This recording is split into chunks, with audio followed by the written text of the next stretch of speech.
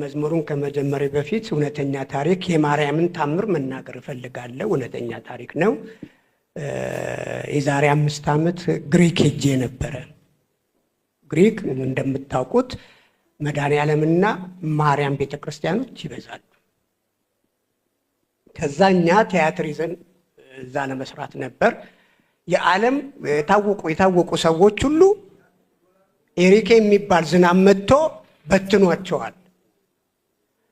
ቆንስላ ነው ያለን እዛ ግሪክ ውስጥ። እባካችሁን እናንተ ኢትዮጵያውያን፣ በመላው ዓለም የምትከታተሉ ኢትዮጵያውያን፣ ኤርትራውያን ይህንን ልብ ብላችሁ አድምጡ። ሌሎቻችን ፌዝ የሚመስለን ነገር ታምራቱ ምን ያህል ድንቅ እንደሆነ ላበስራችሁ ነው። ከዛ መጣች፣ አማርኛ ትናገራለች። እናንተ ኢትዮጵያውያን እግዚአብሔር ቅርባችሁ ነው፣ ሳሰሩ እንዳትሄዱብን አሉ። እሑድ ዕለት ነው አስጎበኙን። ምኑ ሁሉን ነገር ሀሪኬ ብያቸዋለሁ። ዩሮፕንና ግሪክን የሚያጠፋ ወጀብ ነው፣ ኃይለኛ ወጀብ። የሚገርማችሁ እኛ እንኳን እዛ እንደወረድን ዝናቡ ትንሽ ቀንሶ ነበር።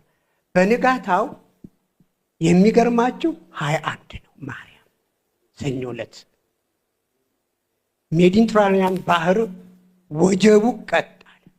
እኛ 7ኛ ፎቅ ነው። እስከ 7ኛ ፎቅ ድረስ ውሃው እንደ ፍጥረቅ እያለ ይገባብን ነበር በመስኮት ሙቀት ስለሆነ።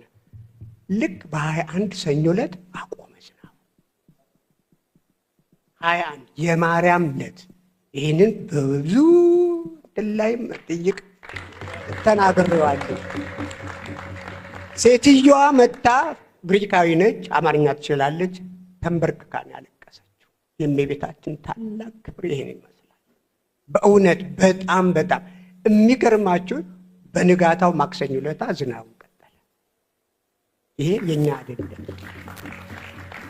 የእመቤታችን ድንቅ። ስለዚህ እኔ ደጅ ጠናው ያልኩበት ምክንያት ከህይወቴ ጋር ስለሚዛመድ ነው። ከህይወቴ ጋር እጅግ ዝባዝን ከህይወት ውስጥ ነበርኩኝ። አሁን ወደ 33 ዓመት አለኝ። እድሜም የምቆጥረው የ33ቱን ዓመት ነው። ከዛ በፊት ግን የባከነ የኃጢአት መንበር የመሰለ ሳይሆን የሆነ እጅግ በጣም አጨስ ነበር፣ እጠጣ ነበር። አላስፈላጊ ሰው። አሁን እንደዚህ ስታዩት ይሄ ወለል ያለው ፊቴ ከኔ አይደለም፣ ለኔ የሚገባኝ አልነበረም። እግዚአብሔር ሲመርጣችሁ ምን ትመስላላችሁ? የብርሃን አክሊል ይደፋባችኋል። እውነት ነው ምናምን። ይሄ የመዘባበቻ ትምክት የበዛበት ምስክርነት አልሰጥም። በጣም የበዛ ጫታም ነበርኩኝ። እግዚአብሔር ሲመርጥ እኮ በቃ ከፍ ያደርጋል፣ ላይ ያወጣል። ከዛ ዝባዝን ከህይወት ወጥቼ እናቴን ሁሌ ደግጠናል፣ ሁሌ ያለቅሳለሁ፣ ሁሌ። ስለዚህ ይሄ ደጅ ጠናው የቅርብ ጊዜ ነው፣ በእናንተ ጊዜ የነበረ ነው። ግን በውስጤ ሁሌ ደጅ እንደምጠናት እንደምትፈጽምልኝ አቅ ስለነበረ ይኸው ዛሬ ከዛ ሁሉ ዝባዝን ከወጥቼ የሱ የእናታችን የቅድስት ድንግል ማርያም ልጅ ሆኜ ይኸው እንደዚህ አምሮብኝ ሽበቴ ሺህ ውበት ሆኖ መልኬ ማዲያት የነበረው ከንፈር የተቃጠለው ጣቴ ሁሉ የተቃጠለው ዛሬ ወርቅማ ነው።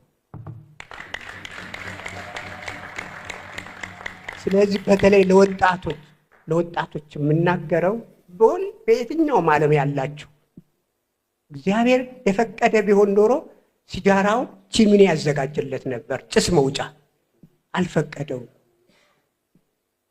እግዚአብሔር የፈቀደው ቢሆን ኖሮ አረቄውን ምኑን ለሰውነታችን በተገባ ነበር። አልፈቀደውም። ስለዚህ ልጆቼ እንደኔ የባከነ ዕድሜን ሳትይዙ የወጣትነታችሁን እግዚአብሔርን መፍራት በጉብዝና ወራት ነው የሚባል ነገር፣ እግዚአብሔርን ማሰብ በጉብዝና ወራት ነው። ስለዚህ በዚህ በጉብዝና ወራታችሁ እንደኔ ሳይሸሻችሁ አረፈደብኝም፣ እኔም እግዚአብሔር ጠብቆ ለዚህ አብቅቶኛል። በእውነትም ስንቶቻችን እኮ ለማንም ደጅ እንጠና የለም እንዴ? አልባሌ ቦታ ሄደን ደጅ እንጠና የለም እንዴ? ጠንቋይ ቤት ሄደን ደጅ እንጠና የለም እንዴ? እግዚአብሔር ግን ለክብሩ የሚነሳ አምላክ ነውና የእሱን ክብር ወደኛ ውስጥ ልኮ ይኸው እኔ እንዴት ቃላት ከአይምሮ በላይ ነው። እሱ ብቻ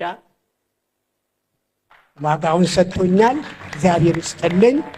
እንግዲህ ወደ መዝሙሩ ስንሄድ እኔ እንትኗን ብቻ ነው በደንብ ቀርጻችሁ በእውነት ነው የምላችሁ እስከ ብዙን አልችለውም። ይሄ ማውራት አለብኝ፣ ምክንያቱም የግድ ነው። እቅጭቁጭን አይደል ማውራት ያለብኝ። አዎ በኋላ ደግሞ እኚህ ሽማግሌ ያታለሉ እንዳይሉኝ እስከ እንትኗ ድረስ ዘምርና ወንድሜ እሺ አይዞት እርሶ ይጀምሩት። ይኸው ዘማሪት በቃ እየተደጋገፍን እናታችንን ከፍ ከፍ የምናደርጋት እኔ የስሜቴን የፍቅሬን እዘምራለሁ።